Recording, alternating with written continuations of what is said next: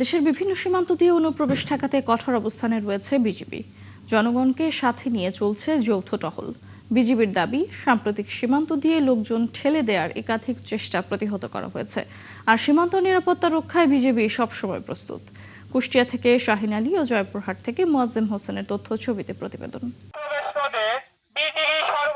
গেল শনিবার রাতে কুষ্টিয়ার দৌলতপুর সীমান্তে পুশিনের চেষ্টা চালায় বিএসএফ। সীমান্তের লাইট বন্ধ করে কাঁটাতারের বেড়ার পকেট গেট ব্যবহার করে ঢুকে পড়ার চেষ্টা করা হলে বিজিবি ও গ্রামবাসী তা প্রতিহত করে।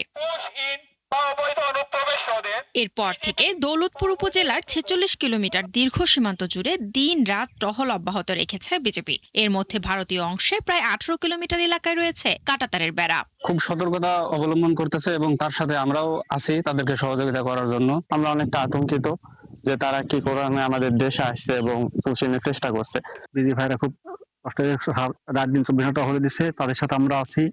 বিজিবি জানায় অনুপ্রবেশ ঠেকাতে নিয়মিত টহলের পাশাপাশি সীমান্ত এলাকায় মাইকিং সহ চালানো হচ্ছে বিভিন্ন সতর্কতামূলক কার্যক্রম। স্থানীয় জনগণ এবং বর্ডার গার্ড বাংলাদেশের যৌথ প্রচেষ্টা এই ধরনের পুশিন সংক্রান্ত যে কোনো ধরনের অপতৎপরতা রুখে দেওয়ার জন্য সর্বদা সজাগ আছে। এদিকে জয়পুরহাটের পাঁচবিবি উপজেলার ঘোনাপাড়া সীমান্তে আবারও কাঁটাতারের বেড়া দেওয়ার চেষ্টা চালিয়েছে বিএসএফ। বারবার পতাকা বৈঠকে কাজ বন্ধ করার সিদ্ধান্ত হলেও বেড়া দেয়া ও পুশিন চেষ্টা অব্যাহত রেখেছে তারা। বিএসএফ এর এমন উস্কানিমূলক ও অনাকাঙ্ক্ষিত আগ্রাসন ঠেকাতে চলছে মাইকিং। পরিস্থিতি মোকাবেলায় বিজিবির পাশাপাশি লাঠিসোঁটা নিয়ে রাত জেগে সীমান্ত পাহারা দিচ্ছেন সাধারণ মানুষও। সবসময় আমরা আতঙ্কের মধ্যে থাকতে হচ্ছে আমাদেরকে, কোন সময় কি হয়। দুর্গাপুর এবং মথুরাপুর ক্যাম্পে ২০-২৫টা করে লোক নিয়ে আসে জমা করেছে।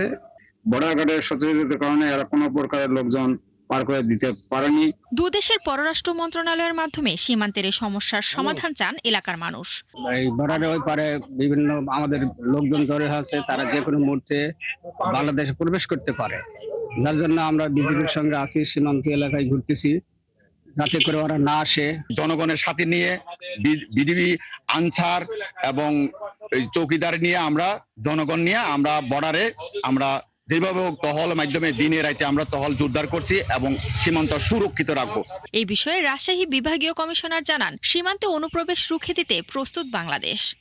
জয়পুরহাট সীমান্ত এলাকা এখন পর্যন্ত আমরা যে শান্ত রয়েছে এবং এখানে এ ধরনের কোনো ঘটনা ঘটেনি। সেক্টর কমান্ডার মহোদয় রয়েছেন, তিনি ধন্যবাদ সার্বক্ষণিক ২৪ ঘন্টায় কিন্তু তারা প্রহরী রয়েছেন। দেশের সার্বভৌমত্ব ও সীমান্ত সুরক্ষায় সর্বস্তরের মানুষের সহযোগিতা চেয়েছে বিজিবি।